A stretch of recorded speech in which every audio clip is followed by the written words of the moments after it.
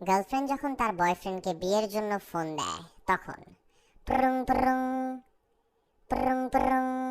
Hello, কিসে? কিছু হয় নাই, হওয়া তো দরকার তাই না? এত মাস হচ্ছে প্রেম করতেছি, বিয়ে করার টাইম চলে আসছে না? বিয়ে করতে হবে না? মানে কি?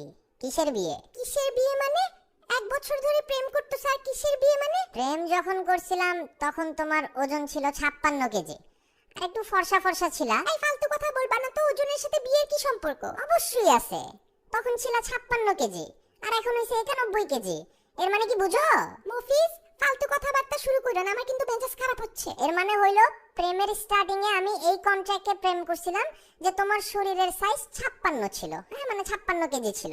এখন যেহেতু 91 কেজি হইছে, এর মানে ওই কন্ট্রাক্ট ব্রিচ করছো তুমি, সো এটা ক্যান্সেল, এটা বাদ। হ্যাঁ, আবার নতুন কন্ট্রাক্টে আসো, তারপর দেখা যাবে। হে হে জান, কি যে বলো না, অনেক দুষ্টু তুমি। দুষ্টুর খেতা পড়ি বুঝছো? নতুন কন্ট্রাক্ট করতে এলে আবার নিউ ভাবে ফেসবুকে অ্যাড করো, কথাবার্তা স্টার্ট করো। এখন যদি মানে আমার তোমার এই 91 কেজিতে ভালোবাসা পয়দা হয়, তাহলে আবার প্রেম হবে, তারপর বিয়ে পর্যন্ত যাবে ব্যাপারটা, তখন দেখা যাবে। এই তুমি কি নেশা করছো?